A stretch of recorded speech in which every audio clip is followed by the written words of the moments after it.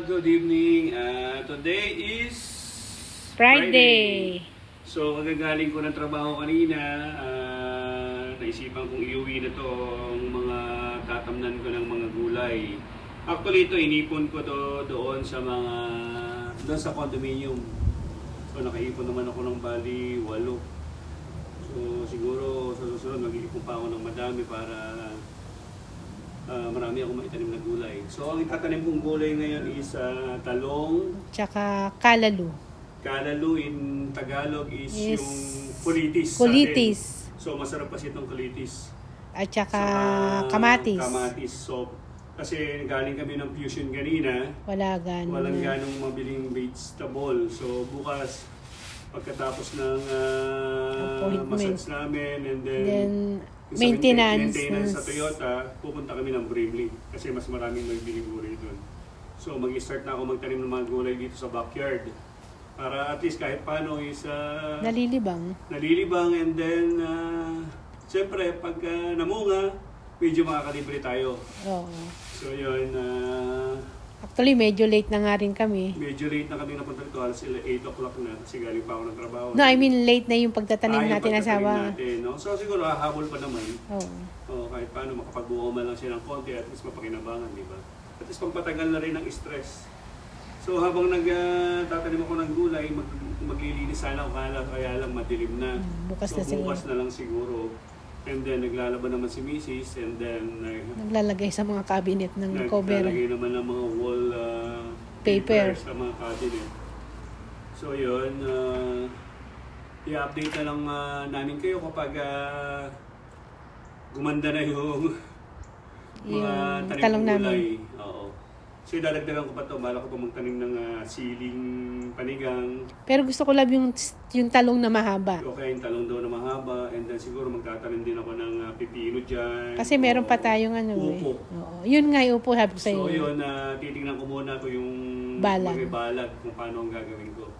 So titingin muna ako sa Canadian Tire or dito sa Dolorama kung may mabibiling parang pambalag. So i-ayos ko dito. Tomorrow siguro kasi medyo talagang hectic ang schedule. Kasi nga Saturday lang ang off ko. So wala akong time. Siguro ting hapon, gano'n na lang mangyayari.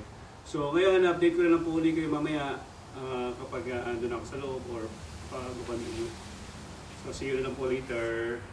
Hello, good afternoon. Andito kami ngayon sa Brimley Toyota. So, meron kasi maintenance ngayon yung car namin.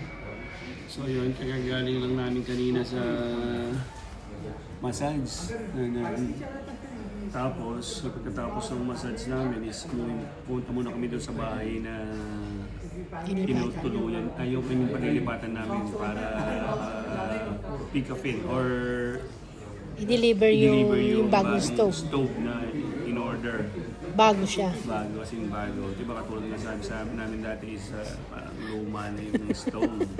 So nag-request kami ng bago sa may Actually, hindi naman na-request dahil inano natin yung tatlong stove. Hindi tatlong stove.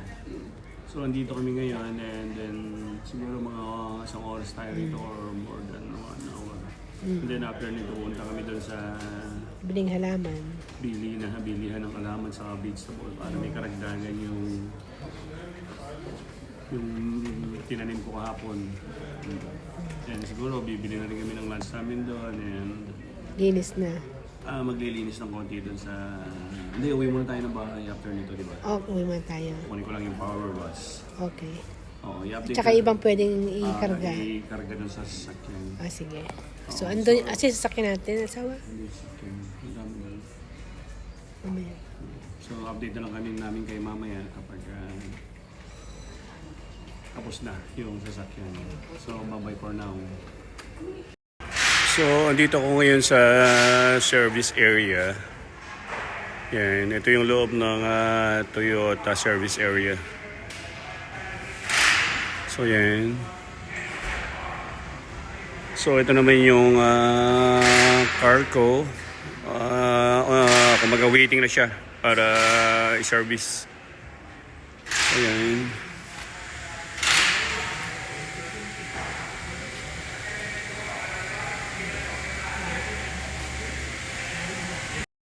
So bali RAV4 kasi yung unit na inilabas ko dito sa Canada. So all-wheel drive siya. So kasi ito very useful during snow. Yan. Kasi pag magsesedan ka rito is parang yung harap lang ang kumakamot. So pag na-stuck ka sa snow, mahirap umalis. So kaya all-wheel drive yung kinuha ko. So mag-check naman tayo ng unit. Baka may mga kursunadahan ulit tayo.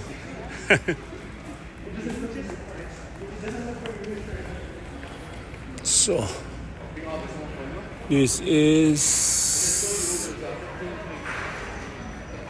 so ito yung mga unit nila rito. So ito is Toyota RAV4 din ata ito. Oo. Have. So chrome pala ito ng Toyota. So yan.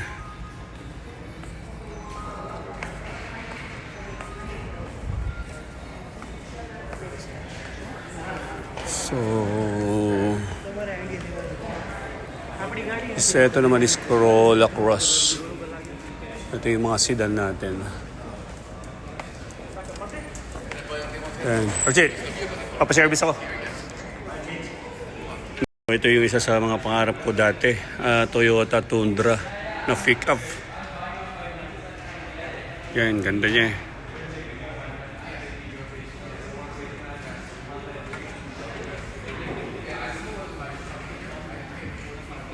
So yan, while waiting, kung gusto mong mag-coffee, meron tayong coffee rito.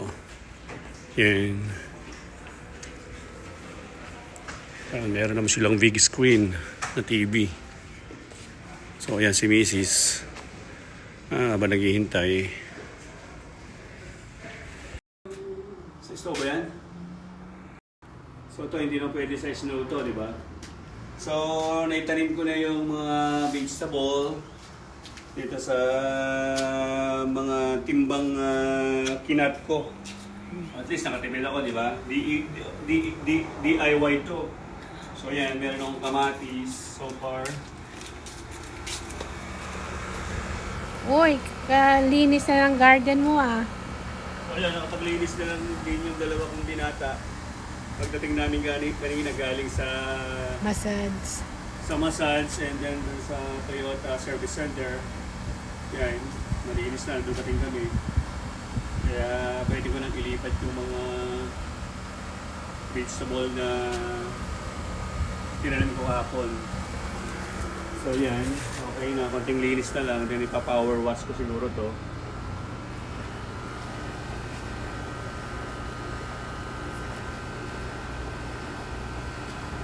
So meron akong kamatis, talong,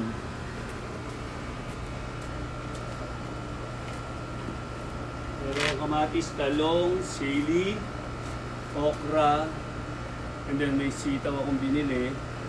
Ano ba yung isa? Kalalu. Yun ay kalalu, yung tawag doon. Kulitis. So yan.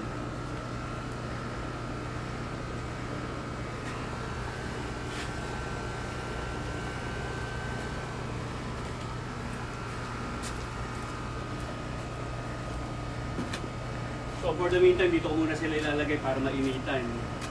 Then siguro pag nalinis namin itong sa likod, sa backyard, hahanapan ko ng pwesto ron. At least doon talagang maganda yung sinag ng araw. Mas maganda kasi ang vegetable kapag nasisinagan ng araw. So okay na rin itong grill ko, inayos ko. So yun, ready to ko na. Sabi ko nga kay Mrs. pwede na tayong mag-grill. At least para masubukan, di ba? So siguro pag totally nakalipat na kaming lahat at nalipat na lahat ng gamit, so yun, mag-iihaw-ihaw muna kami. Di ba sa atin sa Pilipinas is mayroong palipat bahay na tinatawag nila. So si Mrs. na lang ang pagdadasalin ko. Yan. So yung dalawang anak ko naman, enjoy na enjoy. Doon sila nag-istambay ngayon sa backyards. May tambayan na sila. Dati nasa? Okay na. So for the meantime, dito muna sila. At least may dinidiligan ako tuwing hapon. And then para maarawan na rin sila. So, Table. meron pa akong itatanim dyan na ceiling green na pahaba, ipanigang. Panigang, talong And na then pahaba, talong na pahaba. at saka At saka yung sitaw. sitaw. So gagawa niya ng So, nag-iisip ako kung saan ko ilalagay, kung saan ako gagawa ng balag ng sitaw. I think dito pwede lang Either eh. dito na lang siguro, kasi yung kay Tito, screen lang na gano'n, di ba? Oh. So, okay na siguro dito. Or doon. Actually, yung puti, Oh. yung isang puti, doon mo ilagay eh, tas igaganon mo labo. Oo, ganun lang siguro nangyayari. So, yan. So, okay na. Ang gagawin ko naman susunod is magpa-power spray lang ako dito. Lilinisin ko lang itong garahe. Anong oras na ba? Alas 6 na. 6 o'clock. So, mga 7 siguro, 7:30, uwi na kami doon sa kabilang bahay. So, for now, dito muna. Then, i-update ko na lang kayo sa Susunod na sa araw. susunod na mga araw kung mabubuhay ba yung tanim natin. Hopefully naman mabuhay para at least Hopefully, sana walang ano. walang squirrel. Oo. Oo. Alam mo, lagyan mo ng ano yan, lab. Lagyan Lagyan, wala ko nakita squirrel dito eh. I mean, lagyan mo ng yung binili yung pesticide. Okay. Para yung bawat ano, doon lang para lang hindi sila mag... Pesticide. Yung binili mo ay? Ano yun, pataba yun. Ay, hindi ba? Fertilizer. Okay. So, parang wala naman ako nakikita ng masyadong squirrel dito. So, hopefully mabuhay siya. Lab, ito oh. Ayaw mo lagyan ito? Ano yan? Hindi sa may iwan ng problema. O sa may sukpong.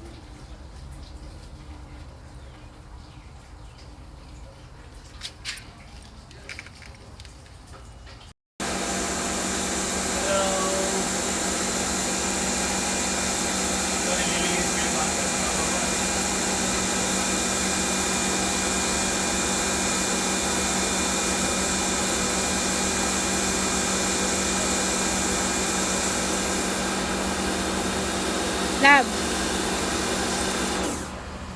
So yun, maraming salamat po ulit sa panonood nyo ng maikli naming video, ng aming vlog. So sana lagi nyo kaming supportahan, paki-follow, like, and subscribe na rin po kami. Bye-bye po, we love you!